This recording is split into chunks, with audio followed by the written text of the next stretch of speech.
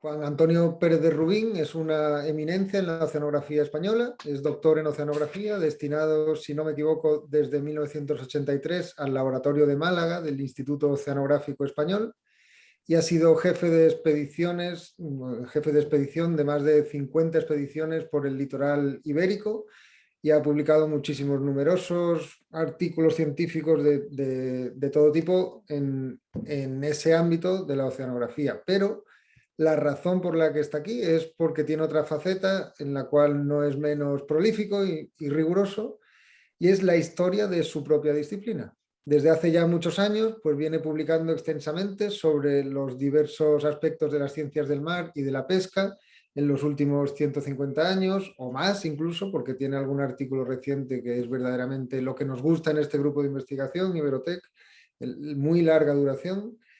Y a ver, entre sus publicaciones recientes, pues me gustaría resaltar dos que son de este año, de 2021, que por lo que hablamos él y yo preparando esta conferencia, creo que van a ser relevantes para hoy.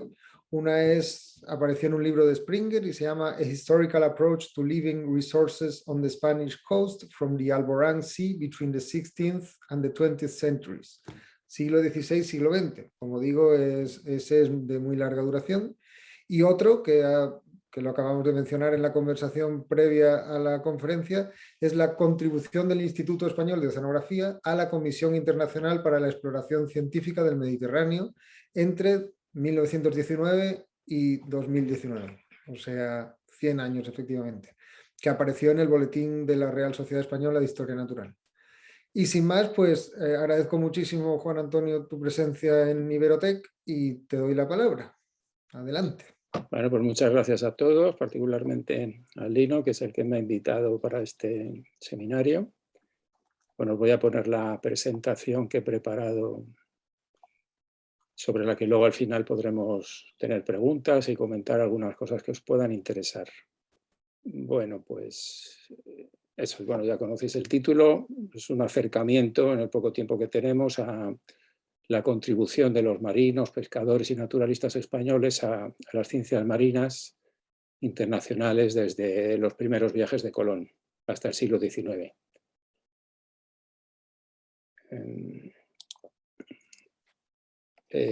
Pues la vigente historia de la oceanografía europea, particularmente a partir de la obra clásica de Deacon del año 97 sobre los investigadores marinos, no hay prácticamente información sobre todos los aportes españoles en las distintas especialidades a la investigación marina, tanto de los recursos naturales como de aspectos físicos, astronómicos de la navegación, etc. He estructurado la presentación en dos partes, dos capítulos, uno amplio de ultramar, en la que voy a hablar un poquito de los navegantes pioneros, unos cuantos hitos de algunos de los que he cogido como muestra, de los centenares que hay, algún comentario sobre el poderío naval español del siglo XVII, la combinación, algunas historias naturales que se elaboraban desde ultramar, que gran parte de la población española, en los distintos países piensan que todas las investigaciones, aunque fueran muchas, se realizaban únicamente las de ultramar en las expediciones científicas y que el resto de territorios no tenían ningún especialista y que no había ninguna información. O sea, simplemente caso español, todavía en la sociedad nuestra pues se cree que es así, que solo la ciencia llegaba a ultramar en los navegantes y en los expedicionarios, ¿no? Con algún ejemplo que he buscado, pues vamos a comprobar que no, que esto era una labor continua de todo el personal, tanto militares como religiosos y naturalistas que fueron a todas las posesiones españolas, ¿no? También un mapa curioso entre las corrientes del Golfo y datos de caladeros, zonas de pesca. Muy brevemente las expediciones científicas del siglo XVIII y en las pocas del siglo XIX. Algunos derroteros e hidrografías de la Dirección de Hidrografía de la Armada en ultramar, y la segunda parte de la presentación sobre las pesquerías, limitándome solo a las de la metrópoli, aunque también hay mucha investigación pesquera española que se hizo en el continente americano, Pero bueno, me he centrado en esto, ¿no? Básicamente estas ideas que creo suficientes. Tomando el título de la obra clásica de Guillem Tato del año 43, Europa aprendió a navegar en los libros españoles. Concretamente, durante los años 1519 al 51, proliferaron los textos españoles sobre astronomía y navegación. Varios de ellos fueron traducidos al inglés, al francés, al holandés y al italiano con numerosas reimpresiones. Particularmente el arte de navegar de Martín Cortés del año 51, que se reeditó nada menos que 9 veces en Inglaterra hasta el año 1630. También otra prioridad española se produjo en 1575, cuando Felipe II promulgó la que consideramos primeras instrucciones mundiales sobre meteorología náutica y oceanografía. Textualmente decía: mandamos a los pilotos y maestros de la carrera de Indias que en cada viaje vayan haciendo descripción y diario de todo lo que sucediese en él, asentando de rutas y rumbos por donde navegar en cada día, los vientos de mar y tierra que llevaren, las calmas, las tempestades, los huracanes que sobrevivieren, las corrientes, el fondo, el suelo, y traigan reacción particular de todo ello por escrito y la entreguen al piloto mayor y cosmógrafos de la Casa de la Contratación de Sevilla. También aclarar que durante el siglo XVI fueron centenares de exploradores españoles en ultramar, militares, misioneros y naturalistas, que realizaron millares de observaciones sistemáticas recogiendo muestras y datos de las deslumbrantes riquezas naturales exóticas, incluyendo información para las ciencias marinas. Durante los primeros siglos, lamentablemente para la visión nuestra, ¿no? En la época era comprensible que la mayor parte de esa información descriptiva no se publicara. En primer lugar, porque no interesaba divulgar al extranjero los propios tesoros naturales, y el máximo secretismo se mantuvo con los estudios geográficos en las costas. También recordar un párrafo de la obra de Celso Arévalo, un gran naturalista español que también se interesó mucho por la historia de la ciencia patria, que en el año 35 se lamentaba de que en la cultura mundial, mientras que los españoles creaban la ciencia moderna con esas investigaciones por todo el ancho mundo, cultivando la zoología, la botánica, la mineralogía, la geología, la climatología, la biogeografía, etcétera, y creando el tráfico interoceánico, tanto en el Atlántico como en el Pacífico, el resto de Europa, durante estos primeros siglos, vegetando, no se cuidó más que de organizar el robo sistemático, aprovechando los momentos y ocasiones para saquear nuestras flotas por medio de la piratería. Basta comprobar, ojear estas dos obras, que todavía siguen siendo interesantes, para comprobar el gran daño que hicieron, ¿no? a toda la navegación y al comercio ultramarino. El libro español del siglo XIX tiene más de 500 páginas detallando todos los saqueos y agresiones de los ingleses, holandeses, etc. Bueno, los navegantes pioneros en el Atlántico, ya sabemos, fue Cristóbal Colón con su primer viaje, en el Pacífico Magallanes y Elcano, se amplió a California con el capitán Grijalva en 1533 y consolidó en la costa occidental del Pacífico con el asentamiento hispano en las Filipinas en el año 1571. Las primeras noticias ultramarinas, como son lógicas, pertenecen a las anotaciones de Cristóbal Colón en sus diarios de navegación, en las que describe variadas especies marinas, algas, ballenas, peces, aves, etc., diferentes aspectos meteorológicos y hidrográficos. A la derecha, un grabado superior de los peces voladores, que a pesar de lo fantásticos que siguen pareciendo para muchas personas, es una especie totalmente conocida, la golondrina de mar. Abajo hay una foto de un ejemplar naturalizado de un museo. Y lo que sí es fantástico es que volaran a mucha altura por encima de la superficie del mar, porque simplemente son capaces de volar y de planear, ¿no? Pero es un grabado muy riguroso, a pesar de que ahora parezca que es bastante fantástico. A la izquierda, una imagen obtenida de la Enciclopedia Espasa, en la que el que lo preparó utilizó la información interesante que aparecía en los diarios de Colón, en sus viajes, en los 4 viajes, y bueno, el tamaño es muy pequeño, pero bueno, en ellos se ve cuando empieza a encontrar las hierbas marinas que corresponden a las algas, al sargazo, las algas flotantes. A la derecha un mapa oceanográfico que utilizó un oceanógrafo alemán poniendo las rutas con la información del siglo XIX de corrientes y de giros y de vientos. Se entretuvo en poner las derrotas de Colón, las travesías, particularmente el primer viaje, del año 92 al 93, y bueno, yo he señalado ahí la zona roja elíptica donde el almirante distinguió lo que era la mayor presencia de las algas, de los sargazos. Este mapa, curiosamente, se publicó en un estudio de Madariaga sobre la biografía de Cristóbal Colón, obteniéndolo, ya digo, la información básica del libro alemán. Y luego abajo tenemos la primera descripción del sargazo a nivel mundial del sargazo por el médico hispano-portugués Cristóbal da Costa en su Tratado de las drogas y medicinas de las Indias. Porque aparte el sargazo era desde entonces, ya era utilizado en las tripulaciones, las dotaciones españolas como antiescorbútico. Y hay bastantes trabajos del siglo XVIII demostrando la necesidad de recolectarlo y consumirlo por los marineros y tripulantes. Aquí he recogido algunos hitos de algunas navegaciones, desde las primeras descripciones de la corriente del Golfo, de Ponce de León, Alaminos y Morales. Muy interesante para la oceanografía el año 1520, cuando en la expedición de Magallanes y Elcano realizan lo que consideramos el primer sondeo oceánico para conocer la profundidad lejos de la costa. El año 71 al 77, la primera expedición científica ultramarina organizada por Felipe II, la del médico toledano Francisco Hernández a México. Siguió sus pasos el franciscano Fray Bernardino de Sahagún.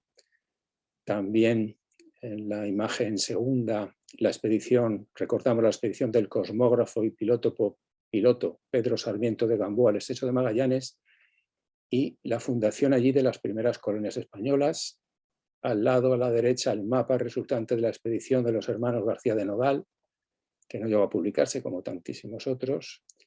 Y para terminar, abajo, el mapa costero de las Californias del capitán Sebastián Vizcaíno, en el que estuve señalando en una publicación antigua en rojo todos los datos de información pesquera que fue recogiendo, y por motivos estratégicos este mapa, que lo utilizaron en las siguientes navegaciones españolas, no se publicó hasta 2 siglos después. También muy importante el militar y luego agustino Andrés de Urdaneta, un experto cosmógrafo que participó en varias expediciones hacia Filipinas. En su regreso a México, en el año 65, con la escuadra de Legazpi, descubrió la utilidad para la navegación de los vientos del oeste y las corrientes en las latitudes medias, lo que se conocía como el tornaviaje. Y de esta forma se abrió la ruta de los galeones españoles en la ruta de Acapulco-Manila, que duró hasta 1815. En esta imagen central vemos las rutas tanto en el Atlántico como en el Pacífico, descritas por los navegantes españoles y utilizadas por el resto de las navegaciones durante la etapa de navegación a vela, lógicamente. También Legazpi fue el primero que nombró el régimen de vientos, los describió, mejor dicho, del que ahora denominamos anticiclón del Pacífico. Curiosamente, los agustinos, en este libro, pequeño libro, describen el primer viaje misional que a nivel mundial se realizó desde los años 1542 al 49. En la escuadra de Ruy López de Villalobos.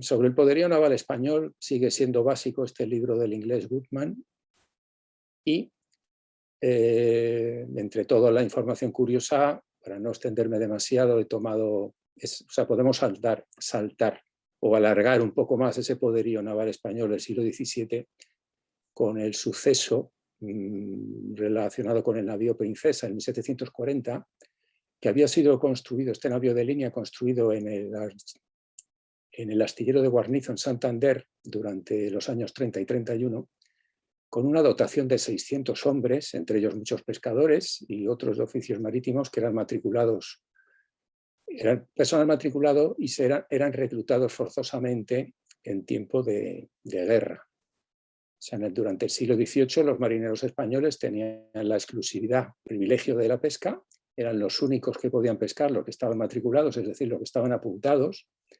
registrados, pero con la condición de que en tiempo de guerra tenían que abandonar su trabajo, su familia, y embarcarse en los barcos de guerra porque no había el servicio militar, ¿no? Bueno, pues nada, es curioso que capturado durante un combate de 6 horas por 3 buques ingleses, se lo llevaron a Inglaterra, lo repararon y sirvió de modelo para la construcción del Victory de Nelson. Es algo que es bastante sorprendente, cómo los ingleses, por también el tipo de construcción de fragatas, que eran más bien pensando en fragatas, las fragatas inglesas de la época, muy estilizadas, muy ligeras, muy rápidas, precisamente porque eran depredadoras, mientras que no, los ingleses, ya digo, utilizaron, se inspiraron y planificaron la construcción del Victory apoyándose en este modelo español que habían capturado. También del siglo XVII son 2 textos españoles básicos muy interesantes con mucha información oceanográfica. El del capitán Seijas Lovera del año 88. ¿Es de Rubín el que está hablando? Sí. Y el del almirante Gaztañeta.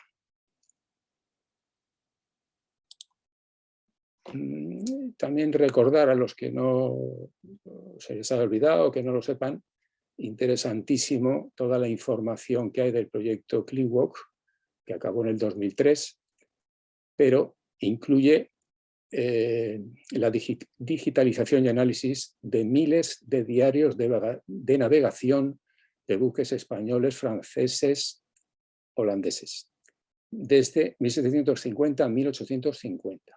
España, con el equipo de Ricardo García Herrera, participó. Se digitalizaron y analizaron 877 diarios de navegación de buques nacionales conservados en los archivos de Indias de Sevilla y Museo Naval de Madrid. También se publicó un diccionario de los términos náuticos, particularmente sobre los índices de viento que se utilizaban en los barcos de Inglaterra, España, Holanda y Francia.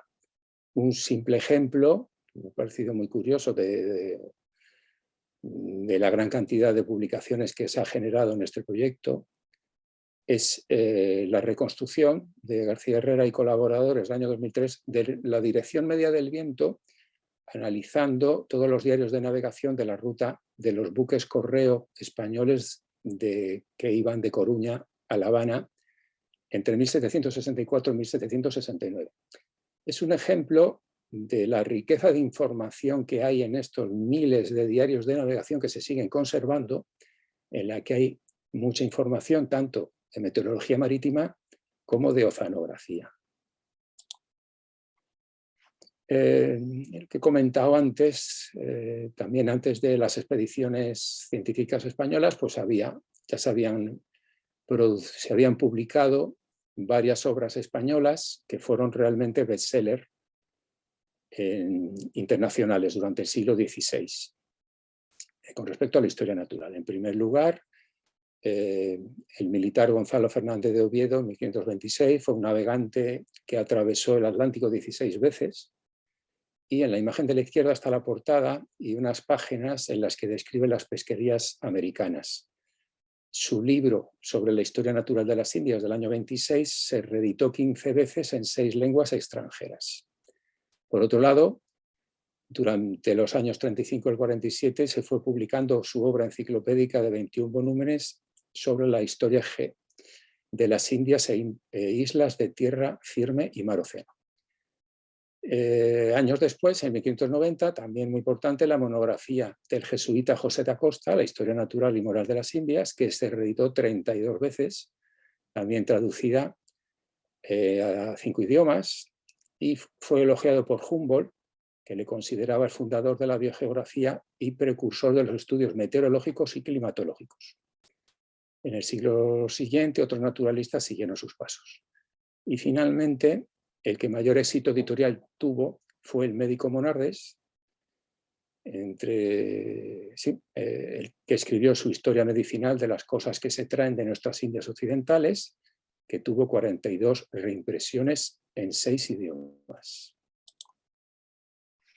Aparte del siglo XVII, continuaron las publicaciones, entre todas pues la de las Islas Molucas, del eclesiástico Argensola, en 1609, otras de los jesuitas Acosta, sobre la historia del Nuevo Mundo, otra del padre Alcina sobre las Filipinas Islas Visayas, en el siglo XVIII otro jesuita, Sánchez Labrador, sobre los peces y aves del Paraguay, otras investigaciones de Benedictino Abad y de Francisco de Noroña en el Océano Índico.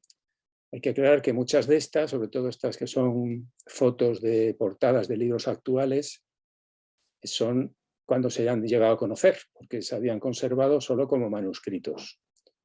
Y para terminar los ejemplos, pues del siglo XVIII vemos estas ilustraciones de cangrejos de la isla de Cuba, del libro del naturalista hispano-cubano Antonio Parra, sobre la fauna marina del área, que fue publicado con las láminas grabadas por su propio hijo.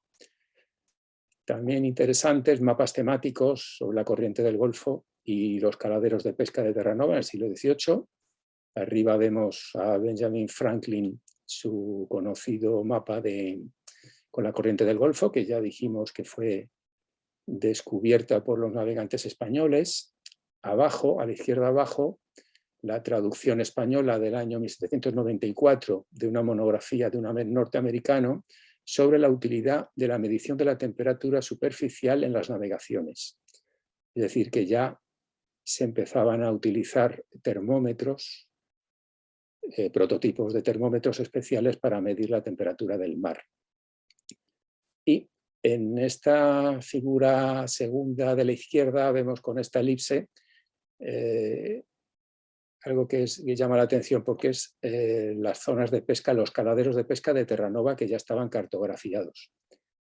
De hecho, fueron los pescadores, lógicamente, los que aportaron la información para conocer esta descripción de los fondos de pesca, en la que participaban en cada temporada centenares de barcos españoles, franceses y más tarde los ingleses. Y arriba a la derecha, en amarillo, el primer mapa conocido que fue del siglo XVII del francés Cordier.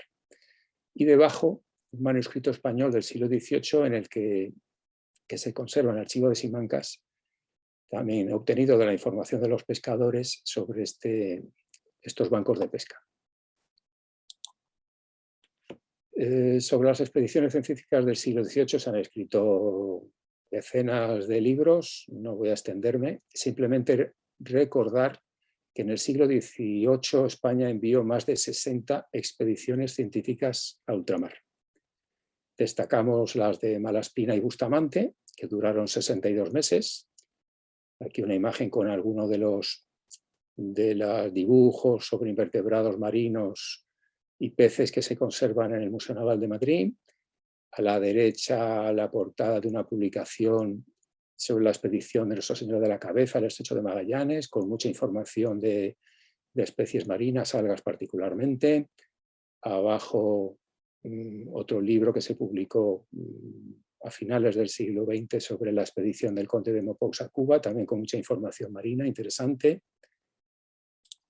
Del siglo XIX, recordar la olvidada Comisión Científica del Pacífico, que se extendió desde el año 62 al 66, gracias a la publicación del libro del historiador americano Robert Miller, que encontró todos los manuscritos olvidados en diferentes archivos españoles. Y a la derecha destaco la de la Fragata Blanca, el periplo que tuvo en el año 86, que por problemas técnicos no pudo circunnavegar, se limitó solo a un territorio pequeño y de gran importancia para la historia de la oceanografía española, porque en ella embarcó el joven naturalista Don de Buen, que fue el futuro fundador del Instituto Español de Oceanografía en 1914. Y a la izquierda vemos un grabado de esta fragata y a la derecha 2 libros publicados por el nombrado Don de Buen y la otra por el médico del buque. También muy interesantes por el contenido de información científica, los derroteros españoles e hidrografías del siglo XIX. Pues aunque en muchos casos tenían mucha cartografía extranjera, hay muchas páginas dedicadas a la información propia de los navegantes españoles que seguían mandando sus diarios de navegación y todas las anotaciones a la Dirección de Hidrografía de la Armada. A la izquierda he reproducido unas cuantas cartas náuticas del derrotero de las Antillas, Costa de Tierra Firme y Seno Mexicano del año 37, en el que hay mucha información sobre las profundidades y la naturaleza de los materiales del fondo marino en diferentes áreas hispanoamericanas. A la derecha una versión española de la obra inglesa de navegación del Pacífico, igualmente con mucha información de los buques españoles. Y para terminar esta imagen, pues recordar que hay 25 años de publicaciones continuas de la Dirección de Hidrografía de la Armada, con gran cantidad de información de artículos de navegaciones de interés para la meteorología marítima y la oceanografía, en esta colección de anuarios y anales que abarcan desde el año 1870 a 1895.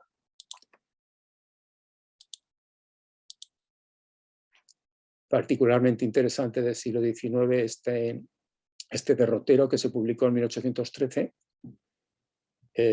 sobre las costas de la península, islas adyacentes y costa de África, y que particularmente me ha llamado la atención este espectacular plano del fondeadero de Marbella, en Málaga, en el que aparecen nada menos que 12 tipos diferentes de fondos, con las profundidades del sondeo, que es de gran interés, o era también, para los pescadores y los navegantes.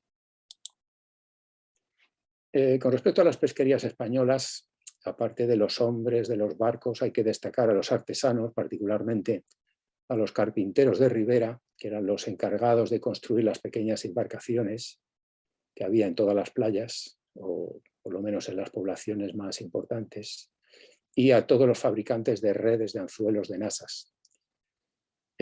Simplemente 2 fechas o 2 periodos interesantes como ejemplo del altísimo nivel técnico y de gestión de la pesca que se desarrollaba en España desde el siglo, aquí 2 ejemplos del siglo XV hasta el siglo XVII. Por ejemplo, concretamente, me ha sorprendido que de 1482 son las primeras ordenanzas municipales, o sea, quiero decir que ya en 1482 ya había unas ordenanzas municipales, en este caso de los cordoneros, de Sevilla concretamente, para la fabricación de redes. Y ya se establecían esas ordenanzas municipales, establecían las dimensiones de 12 redes diferentes y las medidas que tenían que tener las respectivas mallas. En él he encontrado que una simple red de jávega para el arrastre costero constaba de 6 secciones diferentes antes de hacer el ensamblaje final. Es decir, cuando vemos los grabados antiguos y las descripciones de estas redes, parece que son muy sencillas, pero ya vemos cómo a finales del siglo XV su elaboración y la capacidad y la formación de estos artesanos eran capaces de realizar estas redes tan complejas. Y también recordar que durante las primeras ordenanzas de la Málaga castellana, después de la Reconquista, son varias, 3 o 4 que recordar, entre los años 1489 y 1611, ya se incluían las primeras normas para proteger a los peces inmaduros. Se regulaban las longitudes de las redes, el tamaño mínimo de las mallas, para que pudieran escapar los peces de pequeño tamaño, y se prohibía la pesca en determinados lugares costeros y en épocas del año, es decir, ya existían vedas espaciales y temporales. También interesante respecto a la pesca, que ya desde 1449 ya había barcos españoles faenando en las costas frente a Canarias, costas africanas y Canarias. En este mapa que vemos a la izquierda se incluye la costa de Berbería que se le concedió por Real Cédula al duque de Medina Sidonia en 1449 para que pudiera realizar la pesca en exclusividad los barcos que él decidiera. Y como un ejemplo también sorprendente, este mapa de gran tamaño que se conserva en la Biblioteca Nacional de España es del año 1765 y en él, claro, el tamaño que lo he tenido que reducir no se aprecia, pero bueno, están contados en las distintas tablas que aparecen ahí en los márgenes. Bueno, es un censo porque están contados uno a uno todos los árboles que había en los bosques, árboles de especies maderables en los bosques de la Marina. Y también hay un censo de todas las embarcaciones que había en todos los puertos y el número de pescadores y de las edades de cada uno. Porque, como hemos dicho antes, todos estos pescadores en tiempo de guerra eran los que pasaban a ser los marineros de los buques de la Real Armada.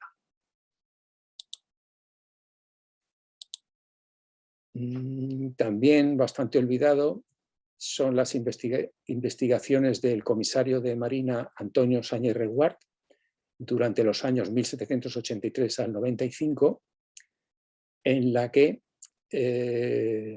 durante estos años recurrió a la costa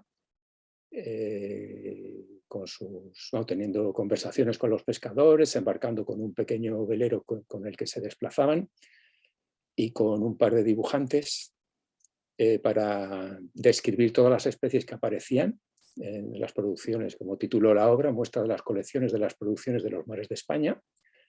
Se conservan nada menos que 600 grabados en Madrid, en el Museo de Ciencias Naturales y en la Biblioteca del Palacio Real, y no llegó a publicarse en su época, desgraciadamente. Hay una edición del Ministerio de Agricultura y Pesca de los años 90, que es la imagen de arriba a la derecha. Sí se llegó a publicar la obra en 5 tomos, sobre todo el Diccionario Histórico de los Artes de Pesca Nacional, que es una obra impresionante. Aquí he seleccionado algunas imágenes de los grabados en los que se describen no solo las artes, sino cómo trabajan, las especies a las que van dirigidas, la naturaleza de los fondos, etc. De esta obra de Sáñez Reguart, pues he ordenado un poco los tipos de artes y de aparejos que aparecen, entre los aparejos que son los que con propiedad son únicamente los artes que aparecen que tienen anzuelos, mientras que las redes se consideran artes. Y pues nada, aquí vemos una colección distinguiendo, ya digo, las grandes técnicas que se empleaban, incluyendo las almadrabas.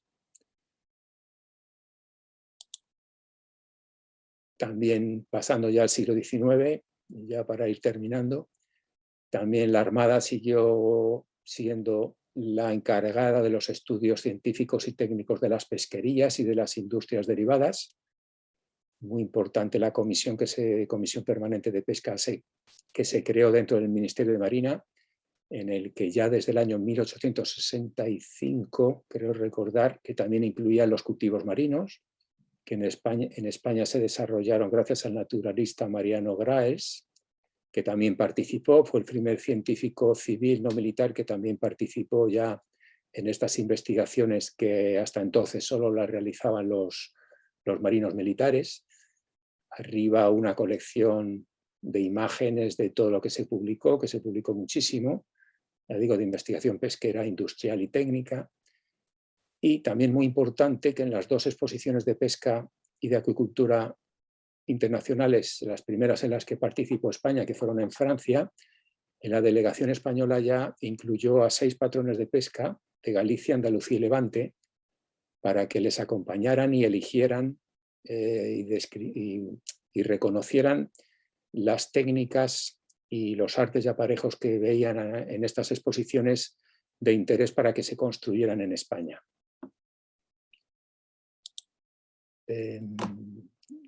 Por último, también como una muestra muy importante de la colaboración de los pescadores con los marinos militares y los naturalistas, las detalladas cartas de pesca que se pudieron publicar, en la que incluían biología de las especies y las características de los fondos marinos, como esta imagen de la izquierda, que corresponde al plano submarino del Golfo de Valencia, que la pudo elaborar el naturalista nombrado Graes durante los años 66 a 68, gracias a la información de los pescadores, en las que distingue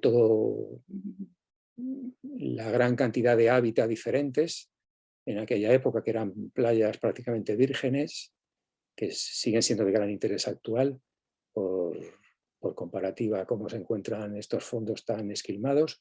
Y a la derecha, la continuación de otras que se publicaron de las costas gallegas y del Golfo de Vizcaya. En este caso son del año 1906.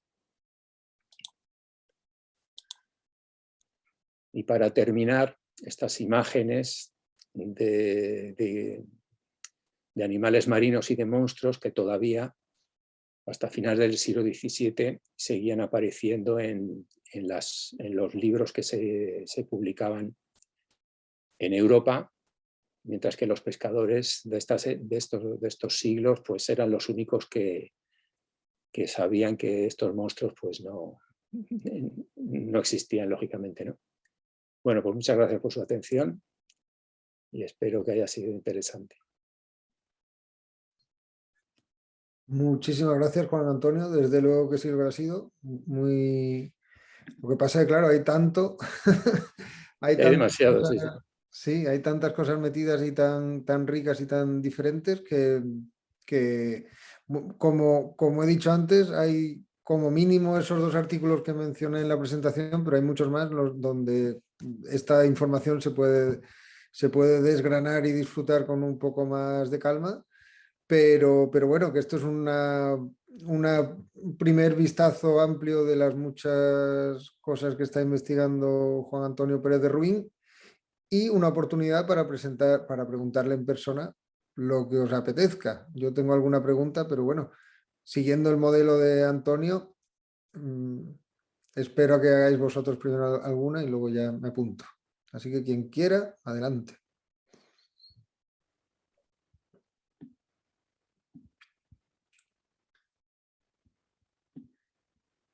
Sí, vea, habla. Vale, no, que no sabía cómo íbamos a pedir turno aquí. Muchas gracias por esta presentación interesantísima. Me ha gustado mucho, tengo varias preguntas, pero hay una hay una cosa que has comentado que me ha llamado mucho la atención, que es, no recuerdo ahora qué siglo, si has mencionado que era el siglo XVII, que los mapas de navegación y pesquería se mantuvieron en secreto, sin publicarse durante 2 siglos. Entonces, me gustaría que ahondara un poco más en eso, o sea, ¿por qué no se publicaban? ¿Qué era lo que se pretendía mantener en secreto y para quién? El mapa de pesquerías, el mapa de navegación, o sea, quién lo usaba y quién no lo podía usar. Claro, bueno, por eso decía que conocemos muy, por eso también es justificable hasta cierto punto el olvido en casi toda la bibliografía internacional de las aportaciones españolas, porque es de comprender, ¿no?, que en estos siglos de ataques piratas, corsarios, o sea, los mares llenos de delincuentes, ¿no?, como si dijéramos, ¿no?, y el comercio, ¿no?, la pesca y el comercio y las rutas se mantenían en secreto precisamente para no facilitar el paso, ¿no? Por ejemplo, estas cartas desde aquella Real Cédula de Felipe II, toda esta información se consideraba información científica como nosotros lo consideramos ahora, ¿no? Era simplemente información burocrática. Interés por especies exóticas, eso sí, desde luego, por las de interés pesquero también, porque todos los habitantes de estas costas hispanoamericanas, pues claro, tenían interés en los recursos, lógicamente, pero no había ningún interés en divulgarlo en el extranjero, porque y ni siquiera, y menos, por ejemplo, las cartas del Estrecho de Magallanes, ¿no? Y los diarios de navegación, porque estaban las claves para pasar al otro lado, ¿no? Que era el Pacífico, el lago español, en el que hasta que se metieron los primeros barcos extranjeros, pues claro, todo aquello no, incluso les sorprendieron, ¿no? Porque hasta entonces no había, era navegación exclusivamente española, ¿no? La de altura. Entonces esa es una de las razones importantes. Y luego lo mismo, la descripción de las costas. Si nos fijamos en los derroteros, todos los derroteros, incluso los actuales, pues aparte de la carta náutica, te vienen las descripciones de lo que el navegante tenía delante de sí, ¿no? Las costas, las montañas, las alturas. Entonces querían que no tuviera ninguna referencia. Si cualquier navegante extranjero que llegaba a esa costa, como de hecho llegaron muchos, pues que estuvieran perdidos, no tuvieran ninguna referencia. Entonces el mayor celo se producía, desgraciadamente para nosotros, que lo que más nos interesa, la información marítima y costera, era precisamente eso. Todas las cartas náuticas, incluso actuales, igual que los mapas militares, ¿no? Los mapas militares, yo recuerdo cuando vi por primera vez los militares españoles de los años 50, de aquí, de la zona donde vivo, de Málaga, me quedé alucinado, porque es que venían hasta los pequeños postes telegráficos, las garitas de los guardias civiles, de la Guardia Civil, los caseríos, y claro, todo eso, como pasó con la invasión francesa, los mapas de López eran tan detalladísimos que son los que utilizó el ejército francés para cuando vino de guerra a España, ¿no? Los oficiales franceses tenían los mapas de López para ir avanzando, ¿no? Entonces, por eso es información estratégica. Es muy interesante, pero es estratégico.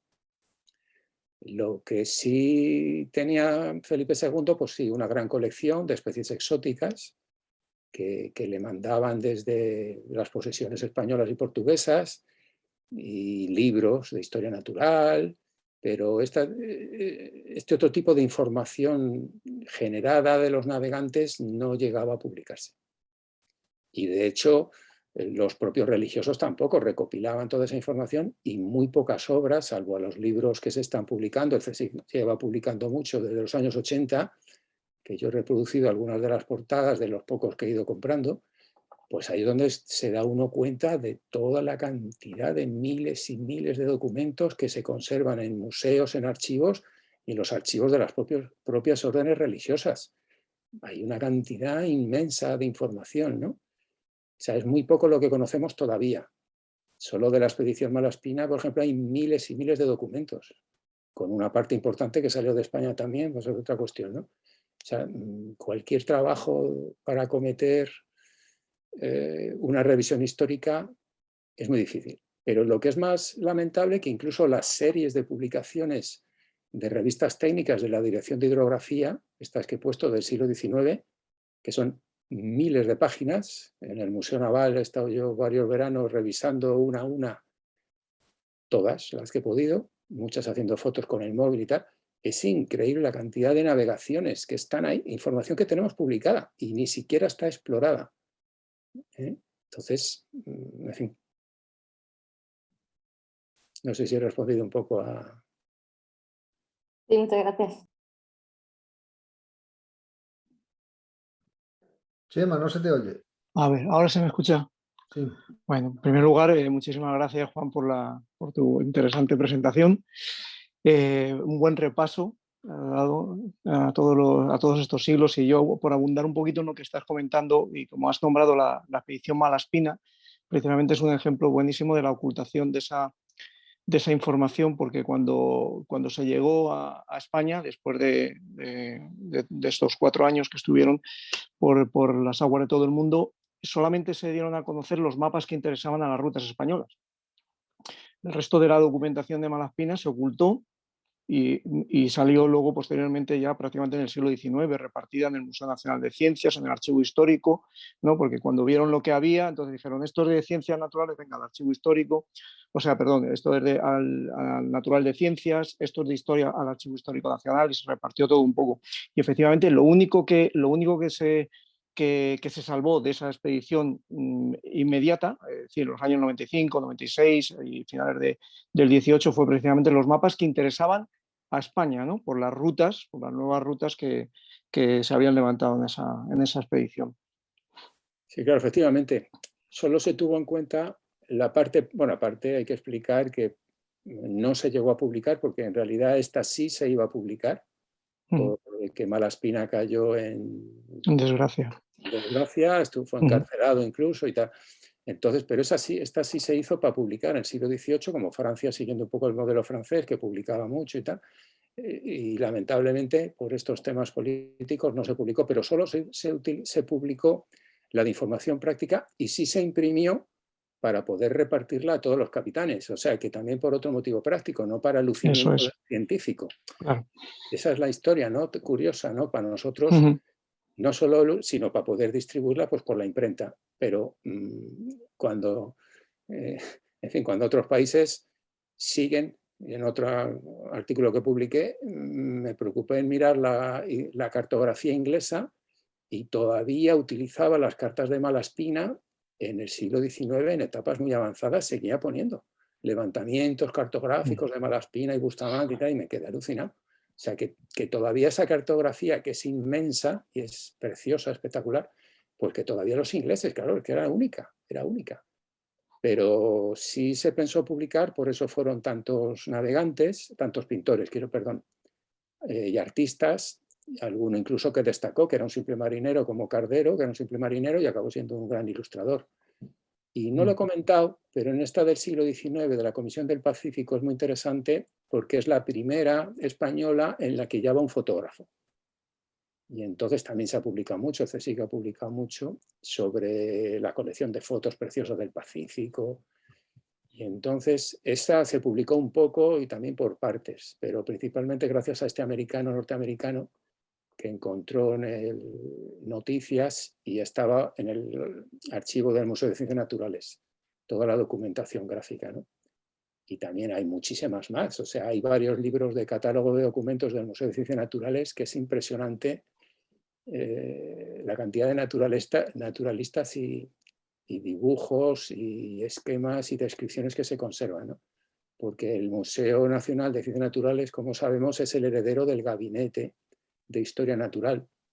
También hay muchísima información interesante en el archivo del Palacio Real de Madrid, muchísimo. Y luego la biblioteca tiene una cantidad inmensa de obras de hidrografía, que también me ha llamado la atención cuando está por allí, de oceanografía, porque todos los reyes, incluso Alfonso XIII, que también colaboró mucho en la llegada de la oceanografía a España, porque recordemos que el príncipe de Mónaco se formó en la Marina isabelina y el propio príncipe de Mónaco dijo que él su afición hacia el mar y hacia la oceanografía le había llegado cuando embarcó haciendo la instrucción en los barcos españoles, ¿no?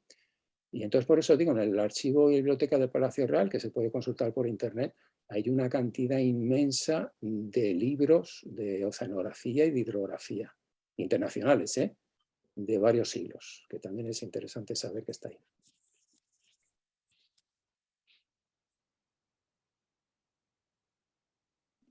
Mientras van saliendo dos preguntas, yo tengo, bueno, dos más o menos. Yo creo que parte de esto, evidentemente, se está ya recuperando desde hace unos años por la historiografía internacional, o sea, se está incorporando esta parte hispana, aunque más lentamente por motivos tanto políticos como simplemente lingüísticos. Pero bueno, hace un par de meses estuvo aquí entre nosotros Margaret Schotte, que tiene un libro, creo, no sé, que tiene un libro reciente que habla de las escuelas de marinos europeos y empieza con las españolas. Y parte de nuestro proyecto es María Portuondo, que también ha estudiado algunos de estos temas en profundidad. Lo que pasa es que es muy interesante el momento historiográfico internacional en el que llega esta discusión, porque ahora lo que se cuestiona es la propia existencia de una revolución científica y tal, pero bueno, eso no quita en absoluto la importancia central de muchos de estos desarrollos para la narrativa de historia de la ciencia tradicional que se solía hacer y cómo cambia cuando se tienen en cuenta todos estos datos, por supuesto. Así que muy interesante. Y ahora mis dos preguntas son: una, esto de los pescadores y los científicos es muy relevante para nuestro proyecto porque nos interesa precisamente el conocimiento tácito, el conocimiento artesano y cómo se entrelaza o contribuye al conocimiento científico. Y has hablado de las pesquerías de la Marina, perdón, de las investigaciones pesqueras de la Marina, y por tanto de colaboraciones bastante fluidas entre los científicos de la Marina y los pescadores. La pregunta es doble: si hubo en algún momento recelos, además de colaboraciones, y si esas colaboraciones han tenido algún aspecto negativo, quiero decir, que se hayan equivocado juntos. Hace poco estuvimos casualmente Beatriz Martínez y yo en un congreso, bueno, la semana pasada, en Lorient, en Francia, donde se habló mucho también de, en el caso francés, estas colaboraciones entre científicos y pescadores, y uno de los ponentes decía, claro, y a veces para peor, porque a veces pues eso, como los paradigmas científicos cambian, pues en el siglo XIX se decide que mejorar la pesca de arrastre, por ejemplo, para determinados fondos, y a pesar de algunas leyes conservacionistas, pues se esquilma muchísimo gracias a esa colaboración. O sea, que la colaboración entre pescadores y científicos, y ya a partir del sonar y tal en el siglo XX mucho más, esa colaboración tiene efectos positivos para la pesca, pero también ha podido tener algún tipo de efecto negativo. Esa es la primera pregunta. Y la segunda tiene que ver con esta doble faceta tuya que decíamos al principio, de oceanógrafo en ejercicio e historiador de la oceanografía. Y has mencionado un par de veces en la charla el uso actual oceanográfico o investigación en general de series históricas, de documentos históricos.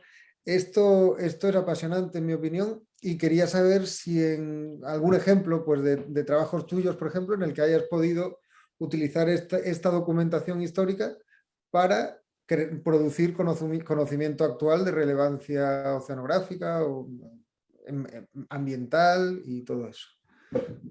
Muchas gracias. Bueno, lo primero es sobre las relaciones personales, ¿no? Digamos. Es complicado porque en el siglo XIX, que es lo que más he estudiado en los últimos tiempos, incluso en esa expedición del siglo XIX del Pacífico, incluso era la marina de guerra, o sea, existían, ¿no? Como eran marinos de guerra. O sea, que todo lo de la pesca, los compañeros que trabajaban en investigación pesquera y técnicos, estaban vistos como de segunda clase entre ellos, ¿no?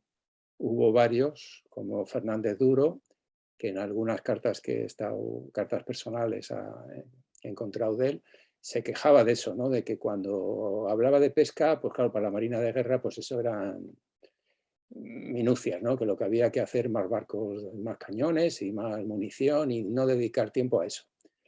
Y entonces en esa expedición del Pacífico del siglo XIX está publicado el diario del viaje por los naturalistas y tal, y entonces había un enfrentamiento casi diario entre estos marinos militares y los naturalistas españoles que iban a bordo. También en la del Challenger inglés, alguno de los naturalistas decía lo mismo, ¿no? Que no es un barco de guerra para hacer eso, ¿no? Entonces, muy distinto era en este comisario de Marina del siglo XVIII, Sañez-Reguard, y en los siguientes, que en todas las comandancias de Marina, o sea, la ventaja de estos estudios pesqueros organizados por la Marina, porque, bueno, antes que eso, quiero aclarar que toda la información pesquera, la historia de la pesca española no está todavía escrita y es muy complicado escribirla, porque hay que estar revisando primero vamos a ver, ¿cómo se llama?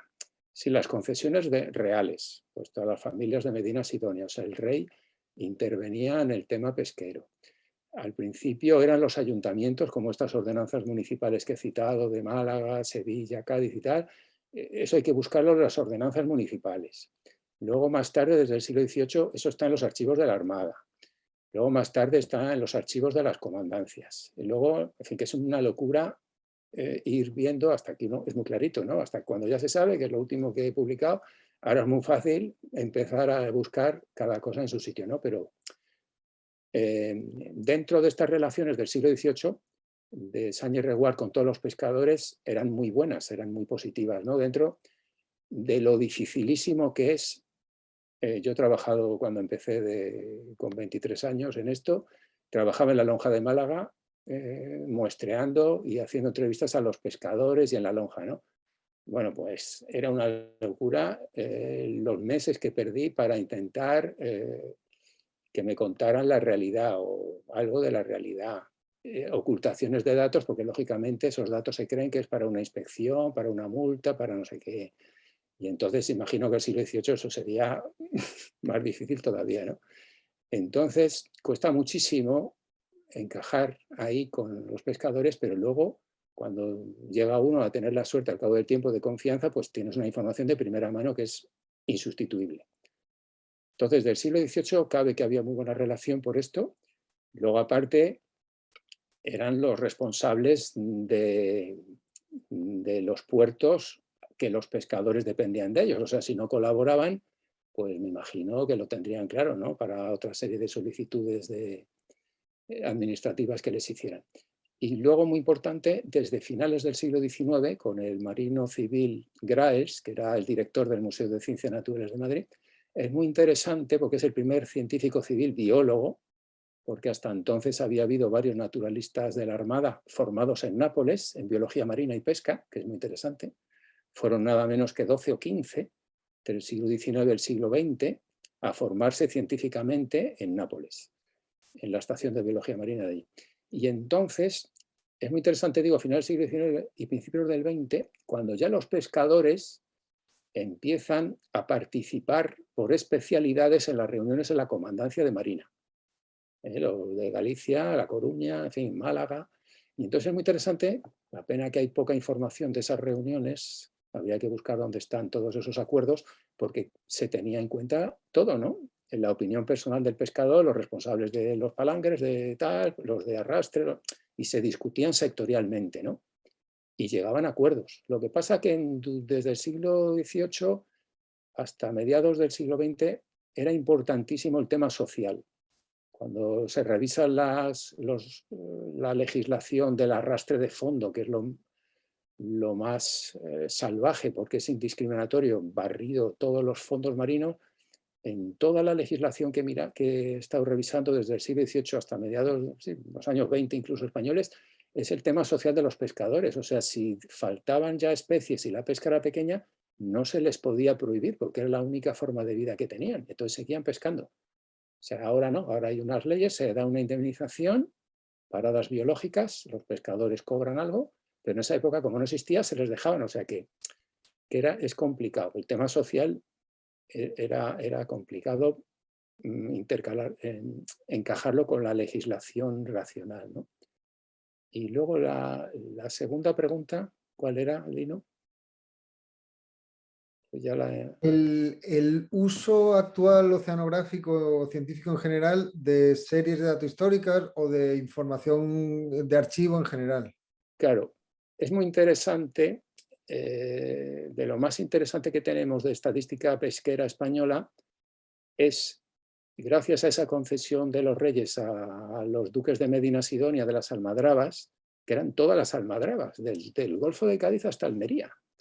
Entonces, gracias a esas concesiones, se conservan las estadísticas en una de las diapositivas que he puesto en pequeñito abajo, desde 1500 y pico, no recuerdo ahora, o sea, varios siglos de estadística de captura de atunes, ¿no?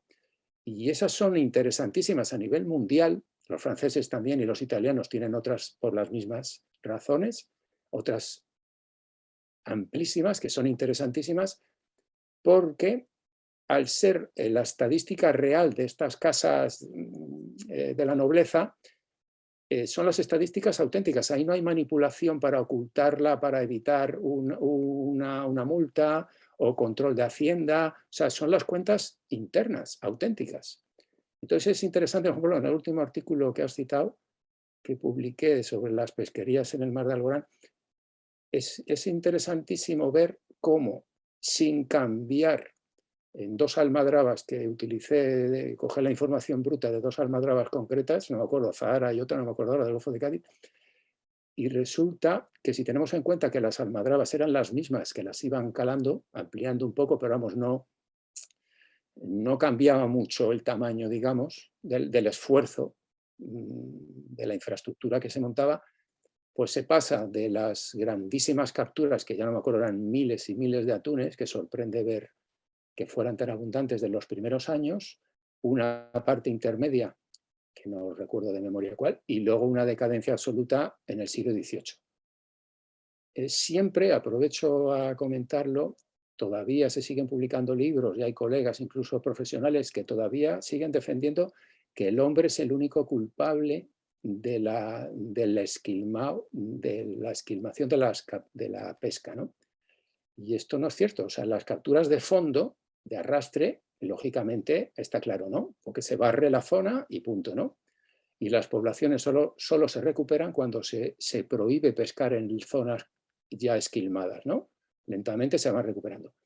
Pero esto de que sea el hombre capaz de acabar con la sardina, el boquerón, la caballa, todas estas especies que son nadadoras, es totalmente falso. O sea, quiero decir, es más importante los cambios climáticos que se producen, que son ciclos, igual que las crisis económicas antiguamente, las crisis pesqueras, no, es que son ciclos pesqueros, igual que hay ciclos económicos. Cada 25 o 30 años ha desaparecido la sardina de Galicia, estaba en el Golfo de Cádiz, estaba en Marruecos, o sea, las poblaciones se mueven en función de los cambios de temperatura, particularmente del agua, ¿no? Incluso en los años 50, otro calentamiento que hubo enorme, ya hay trabajos de investigadores que encontraban en Terranova que habían desaparecido especies por el calentamiento de las aguas. Estamos hablando de los fondos de Terranova. O sea, ese calentamiento del agua llegaba a modificar, desaparecían unas especies de aguas más frías y pescaban otras de aguas más cálidas. Entonces eso, hay colegas que se dedican a también esta parte de investigación histórica de datos de capturas y han visto lo mismo, sustituciones de especies, pero de estas que son nadadoras, de las especies pelágicos, las que viven alejadas de los fondos. Entonces se ha visto calentamientos, enfriamientos cíclicos y ese es el valor que tienen. Muchos libros incluso de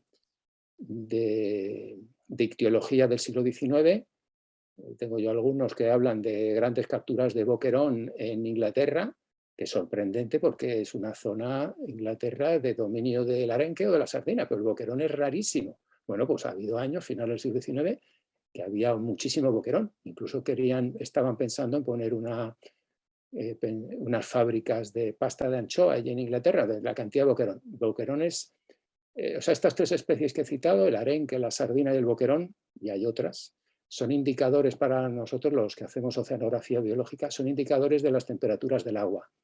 O sea, desde el norte de Europa hasta Portugal, el Golfo de Cádiz, o Marruecos o Canarias, tenemos arriba en el norte dominio del arenque, la sardina a partir del Canal de la Mancha, Golfo de Vizcaya, también hay anchoa, pero no domina, la anchoa domina más en las aguas más calientes, puede ser Málaga, por ejemplo, y hay años que hay más calentamiento, bueno, pues el boquerón se extiende, desaparece la sardina, en fin, hay una serie de especies indicadoras que nos sirven para ver cómo está cambiando la temperatura del agua. Y como ejemplo histórico paradigmático, la cueva de Nerja, en Málaga, que hay registros, o sea, hay restos paleontológicos que demuestran que en los periodos interglaciares existieron, había focas y pingüinos, hay restos de focas y de pingüinos en la cueva de Nerja. O sea, el enfriamiento, y es una especie, restos de una especie de ballena que actualmente está en la Antártida. O sea, el enfriamiento de los polos hizo que las especies, lógicamente, se movieran, y desde eso hasta datos también de muestras, no solo de manuscritos, mira, esto es curioso también, no solo de papeles y manuscritos que están en los archivos, también en los herbarios de algas que mantienen distintas instituciones como el Jardín Botánico de Madrid, bueno, distintos organismos, ¿no? Incluso se mantienen hasta del siglo XVIII, como el de un obispo de la Universidad Sueca de Lund, un tal Agard, pues se conservan las algas de este hombre. Bueno, pues gracias a esos archivos de restos de algas secas, investigadores han encontrado cómo, por ejemplo, en el Golfo de Cádiz, una especie que no recuerdo cuál, era típica del Atlántico muy del norte y estaba en latitudes tan al sur. Y a la inversa, restos, o sea, colecciones de algas, de especies de algas recolectadas, creo recordar que eran en Asturias en el siglo XIX, que se conservan en otro herbario que tampoco recuerdo ahora, pues era especie típica de las latitudes de Canarias, por ejemplo, que ya no están en el Cantábrico. O sea, quiero decir que el mar, aunque lo veamos desde fuera muy homogéneo siempre, ¿no? Pues las temperaturas están cambiando. El hombre en ciertas cosas no tiene la culpa de esos cambios de poblaciones. Desaparecen unas y se sustituyen por otras de forma natural, por esto que he dicho, básicamente por la temperatura del agua. Es muy interesante esto porque me recuerda un poquito a las conclusiones de dos oceanógrafos, bueno, perdón, un historiador y un oceanógrafo, precisamente por este tipo de colaboración entre historia y oceanografía, un historiador y un oceanógrafo en Marsella, Daniel Faget y Thierry Pérez, que han estudiado pesca y población de esponjas en el Mediterráneo en los últimos 150 años.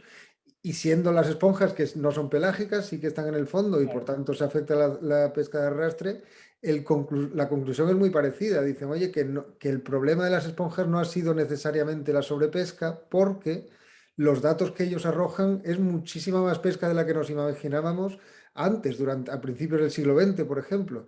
Y era sostenible en el sentido de que seguía viéndola muchos años. Dice, el problema fue a partir de los 80 sobre todo el aumento de la temperatura, que aunque es cíclico, pues ha sido acumulativo en los últimos pues, décadas en el Mediterráneo, y también la degradación simplemente pues geoquímica de diferentes, pues eso, de las aguas del Mediterráneo por contaminación, básicamente. O sea que no, y ellos que están en mucho contacto con los pescadores, dicen, hay que tener cuidado con no culpar a los pescadores porque hay muchos otros factores naturales y también, por supuesto, antropogénicos. Sí, es que hay un prejuicio que se tiene cuando uno empieza, cualquier investigador marino de pesquerías, cuando empezamos a estudiar, yo por ejemplo en los años 80, no había sardina en Málaga.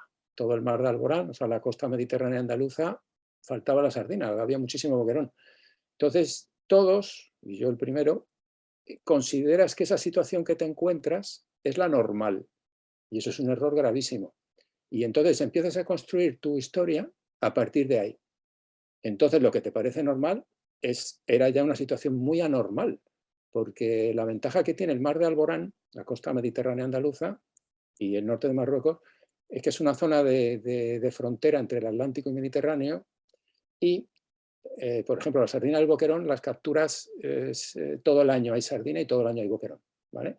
Lo que pasa es que en la tesis mía antigua ya demostré que los años de calentamiento domina el boquerón y los años de enfriamiento la sardina. O sea, hay una sustitución, una alternancia natural de ellas, cuando el número de barcos es el mismo, o sea, el esfuerzo que actúa es el mismo.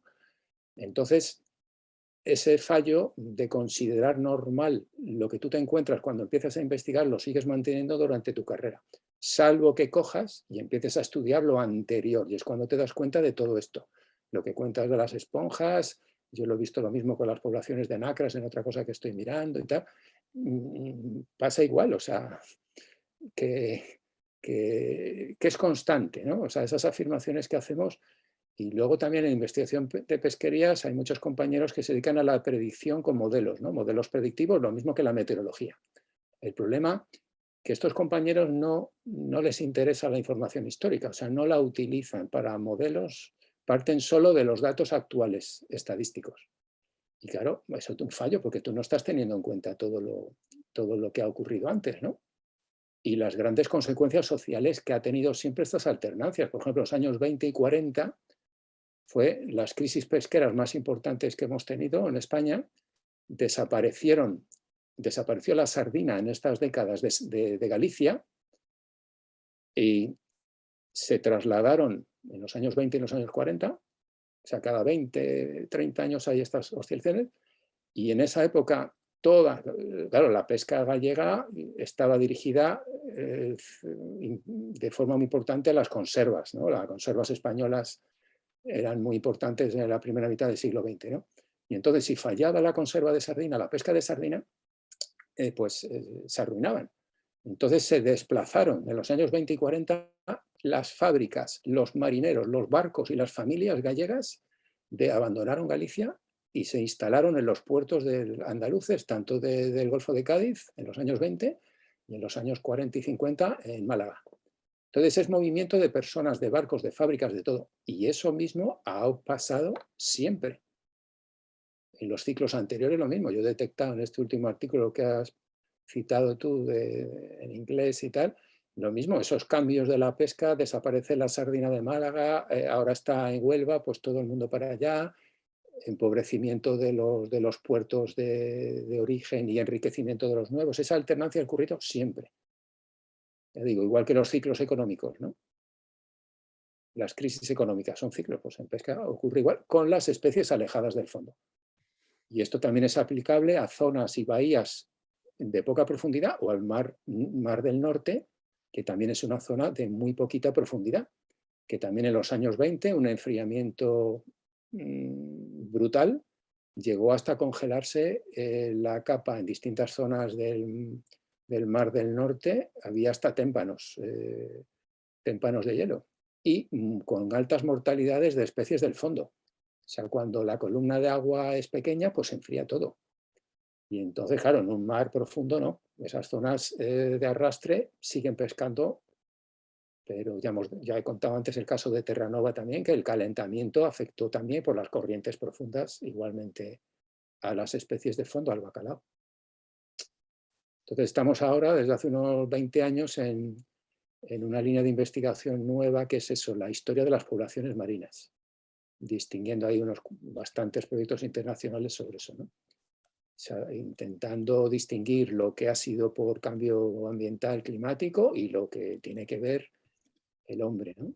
Y el mayor ejemplo fue en los años 50, las pesquerías de sardina de California, igual, ¿no? Se le echó toda la culpa a la sobrepesca y se ha demostrado que no. Que no, el hombre fue culpable en cierta parte, pero no en la desaparición de la especie. Muy interesante. ¿Más preguntas para ir cerrando?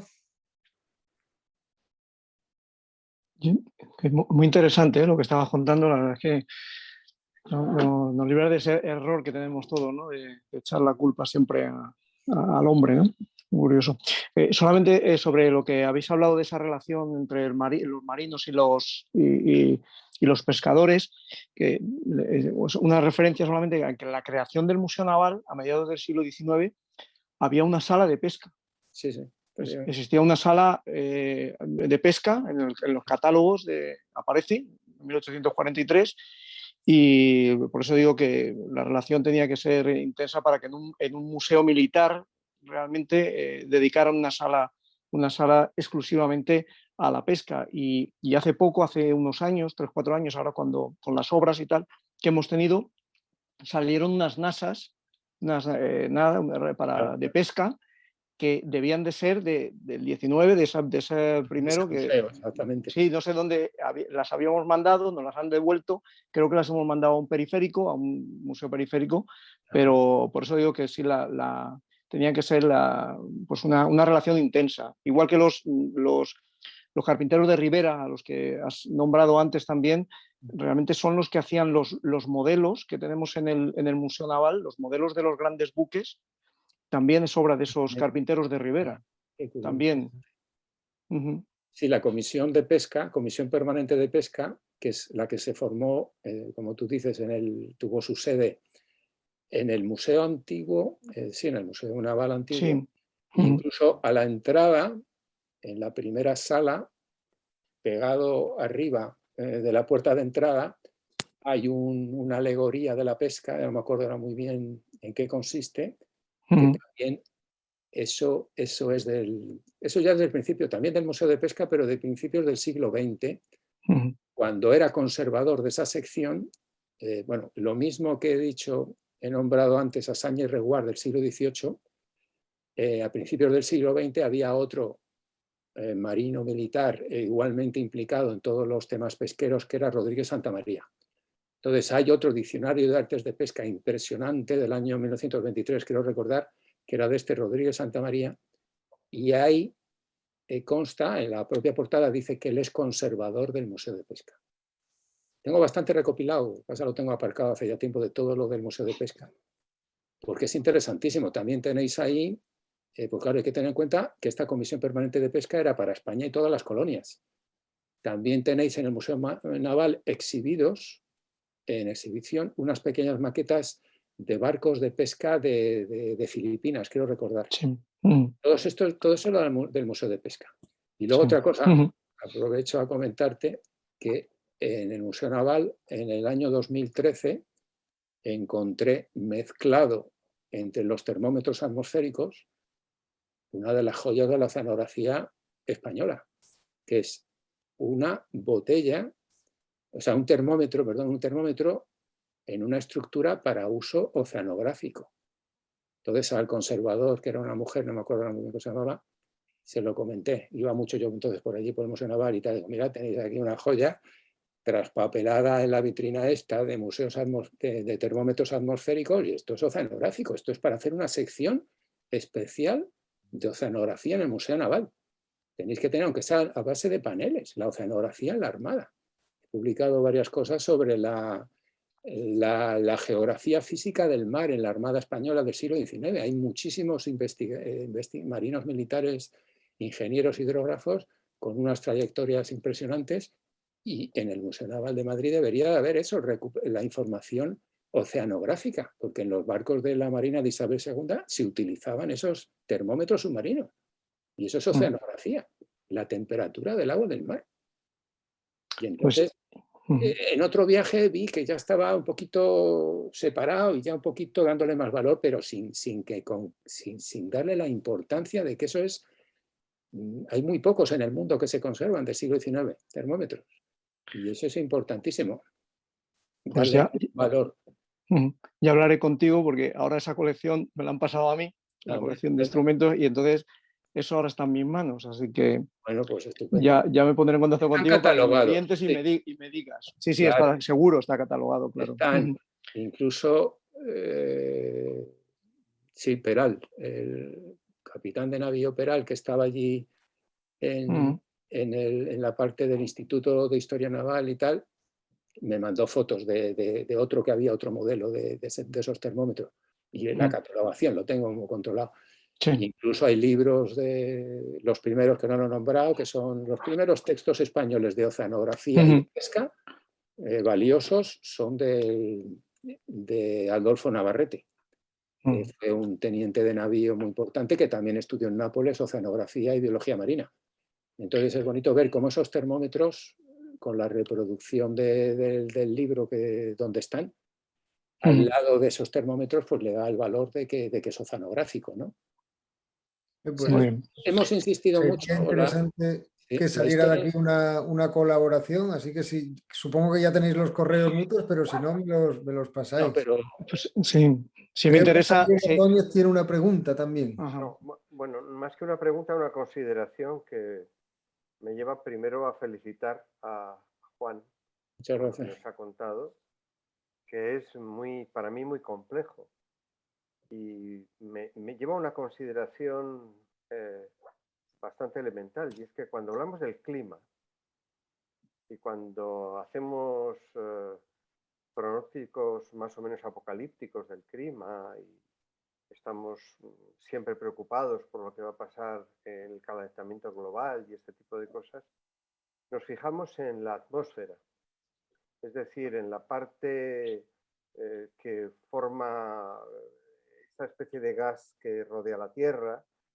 Y sin embargo, dado lo que te he escuchado, comienzo a sospechar que es verdad lo que dicen algunos climatólogos, y es que en el fondo la atmósfera es un sistema esclavo del mar, y que solo estudiando el mar entenderemos las transformaciones climatológicas que se están produciendo en el planeta. Que tenemos una enorme tendencia a simplificar y a considerar que bueno, lo que pasa en el clima es producto de la actividad humana con respecto a la atmósfera, pero no con respecto al mar, porque el mar aparece como un sistema enormemente complejo, y no solamente complejo en términos generales, sino complejo localmente. Esto que has contado de las especies y de la inmigración de las especies y de la aparición de la sardina, desaparición de la sardina, aparición del boquerón, no es trivial. Eso es una información extraordinariamente interesante, y trivial no es nunca, pero es decir que no es puramente anecdótico, ¿no? Sino que realmente revela la enorme complejidad que tiene el mar. Muchas veces los analistas, los que hacen modelos del clima, hacen modelos del clima atmosférico, pero no del clima marino. Con lo cual, bueno, yo te agradezco mucho porque me has dado una dimensión completamente nueva a lo que puede ser la aproximación al cambio climático. Incluso, bueno, pues procuraré que amigos míos matemáticos que se dedican a este tipo de cosas vean el vídeo que vamos a subir, ¿no? Porque realmente yo creo que es relevante. O sea, tú lo has dicho con una gran sencillez porque lo encuentras obvio. Para mí ha sido verdaderamente no obvio, sino sorprendente, ¿no? Sorprendente. O sea, que te lo agradezco mucho. Sí, bueno, gracias a ti. Me gustó leer en el siglo XIX, como ya hablaban de los océanos, había dos océanos, los océanos de aire y los océanos del mar, ¿no? Uh-huh. O sea, los vientos marinos y la atmósfera y el mar, pero como, bueno, es una zona, vamos a ver cómo lo comento.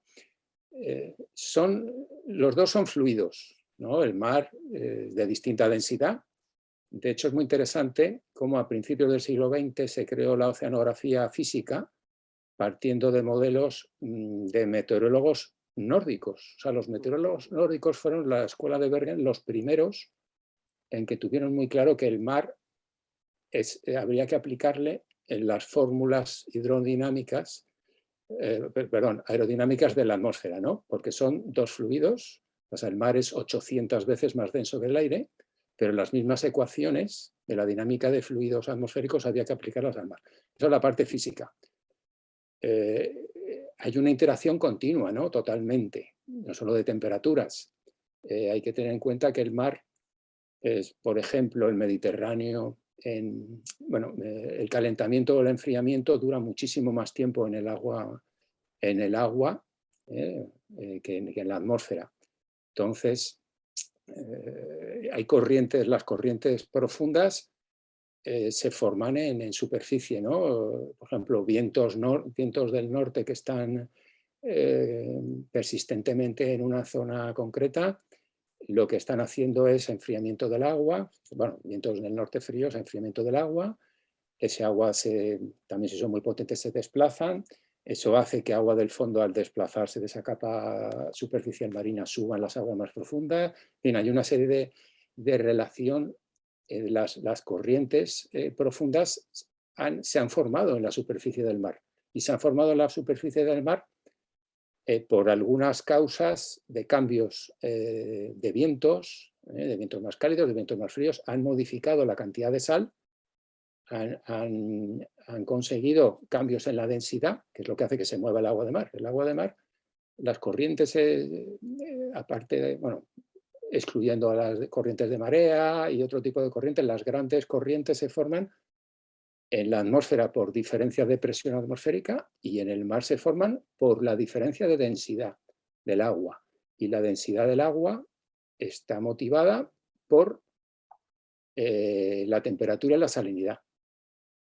Entonces, esa es la causa que entre permanentemente agua al mar de Alborán por el estrecho de Gibraltar en superficie, el agua atlántica, que tiene muy poca sal, y entra en superficie, tiene muy poca sal y pesa menos, ¿no? Ha dicho de una forma muy simplona, ¿no? Y al pesar menos entra en superficie, mientras que el agua mediterránea, por la evaporación mediterránea, hace que sea más salada y pesa más y se va al fondo. Y al irse al fondo, al tener menos densidad, hay un cierto equilibrio a través del estrecho de Gibraltar que permanentemente, desde que se formó el mar de Alborán, está saliendo agua mediterránea profunda porque es más densa y más pesada, aparte de la sal, por la gran presión que tiene allá abajo el agua en los fondos, y sale permanentemente rozando el fondo del estrecho de Gibraltar, y por arriba está entrando permanentemente el agua atlántica superficial. Entonces, en fin, esto es un resumen de... Un buen ejemplo porque sí,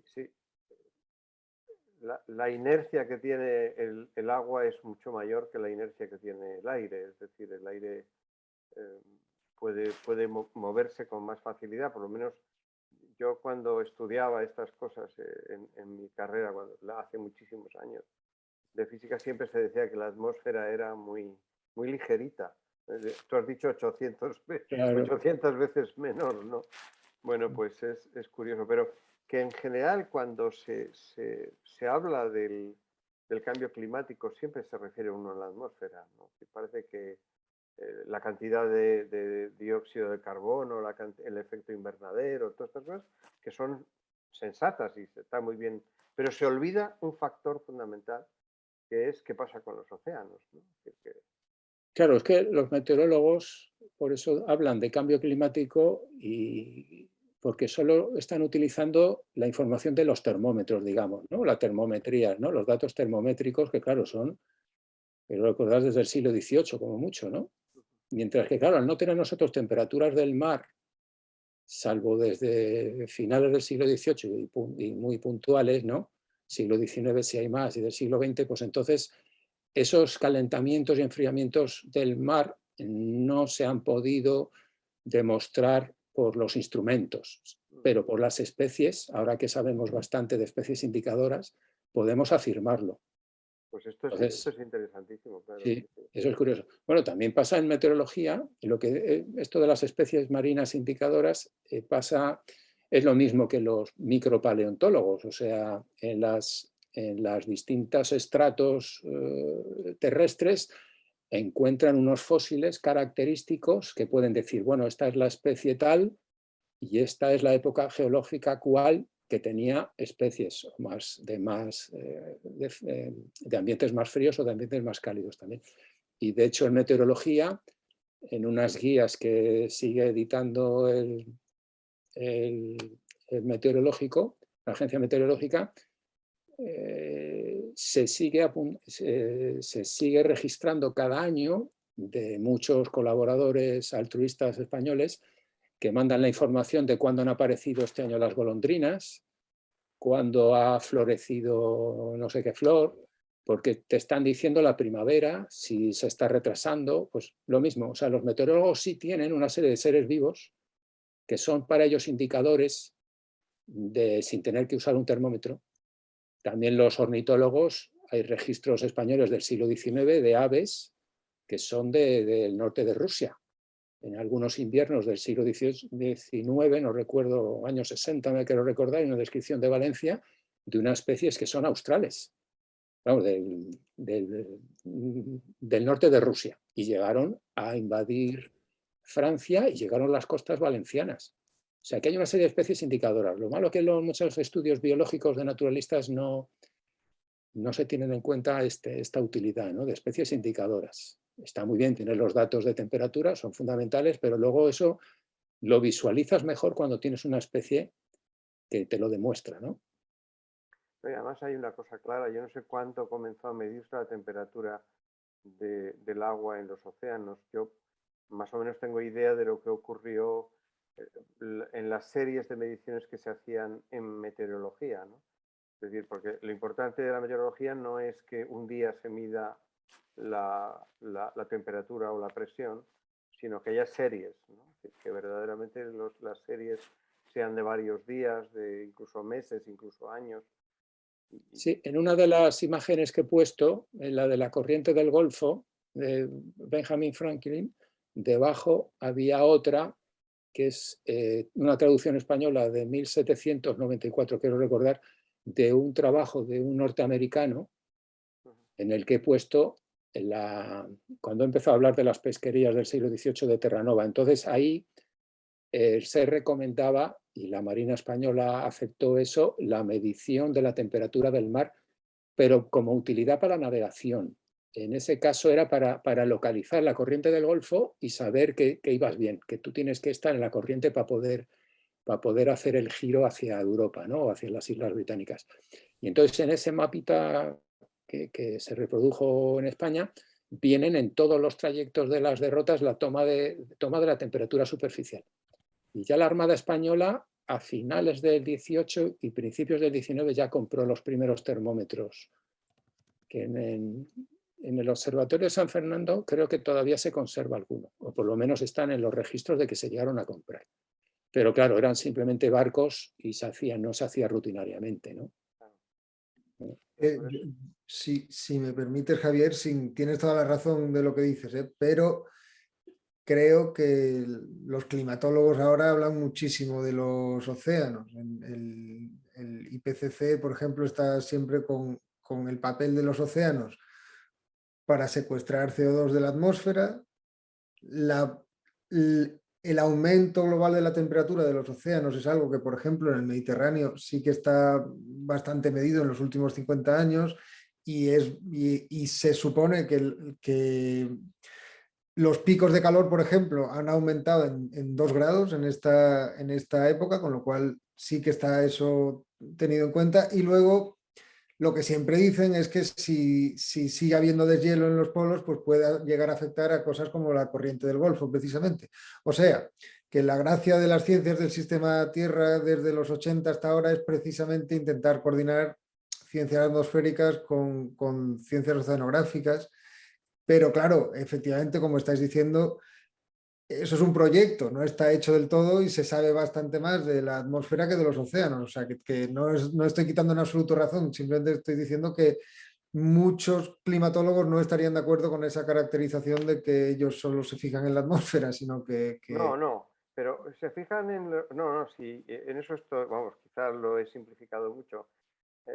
Se fijan en los océanos como si fueran atmósfera, es decir, quitando importancia o por lo menos no estudiando tanto las transformaciones locales. Es decir, que la parte oceanográfica interesante, y por eso es interesante lo que estáis haciendo en el Mediterráneo, es para mí el valor de lo local, es decir, de lo que está ocurriendo en zonas concretas del mar, que parece que el mar es todo igual, ¿no? Es decir, por lo menos, sino que realmente son cosas más locales. A lo mejor yo, como simplemente tengo una información que no es completa, a lo mejor estoy equivocado y entonces hay muchísimas... No, a ver, yo no creo que no te falta razón, pero también es verdad que desde hace muchos años hay muchos proyectos para paliar esa situación. Yo, si me permitís, por ejemplo, mañana doy una charla sobre la historia de Argo,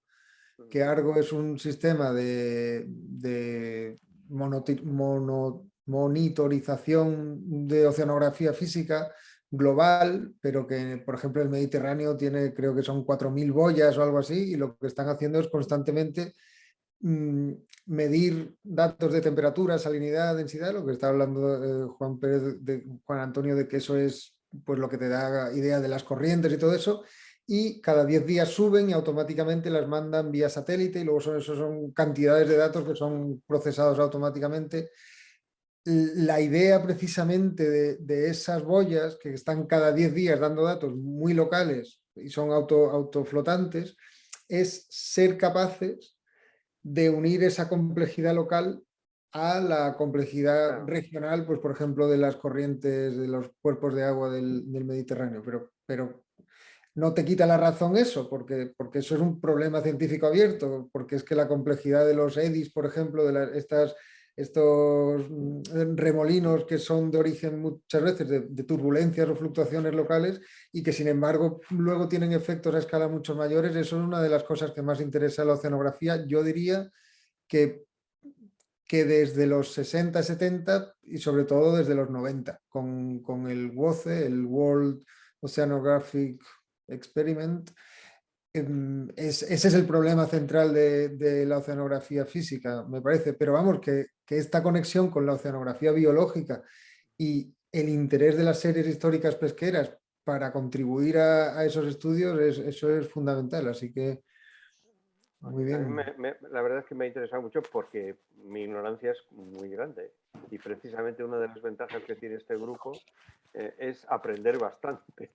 Cada vez que viene alguien a darnos una charla yo aprendo una barbaridad y entonces yo eso no dejo de agradecerlo muchísimo. O sea que sí, estoy completamente convencido de que lo que dices abrirá muchísimas perspectivas en lo que puede ser el estudio del clima. Yo lo que más me ha sorprendido es lo de las especies, ¿no? La importancia que pueden tener las especies estas, ¿no? Ten en cuenta que yo pasé la infancia en una ciudad donde había una playa que se llamaba El Sardinero, ¿no? Y yo no sé si había sardinas, ¿no? Pero quedaba el nombre, ¿no? Era la gran cosa, ¿no? Y ahora todos los santandereños dicen que no hay sardinas allí, y todo el mundo le echa la culpa a los depredadores que habían cogido la sardina, y a lo mejor Juan nos da una visión mucho más tranquila y sosegada de la realidad, ¿no? Bueno, en principio, lo que hemos dicho, ¿no? Si se cumple lo demostrado en el mar de Alborán, si no hay sardina, significará que hay calentamiento, tiene que haber más anchoa que otros años. Sí. Esa es la hipótesis que tienes Pues que nada, informarme. comeremos anchoas, sí, pero lo importante es que eso tiene un significado, que tiene un significado en el análisis de lo que pueden ser los ciclos hasta cierto punto climáticos del mar, ¿no? Sí, claramente. Pues muchísimas gracias. No quiero daros la lata más porque yo desde la ignorancia se puede hablar eternamente. Pues ya llevamos un buen rato, hemos sobrepasado la hora del final, así que os agradezco muchísimo bueno, a Juan Antonio por supuesto la charla, pero al resto también la conversación, porque además creo que no tiene por qué terminar aquí, sino que han salido conexiones interesantes y espero que nos volvamos a reunir varias veces en el futuro. Así que nada, buenas tardes a todos. Muy bien, muchas gracias. Muchas gracias.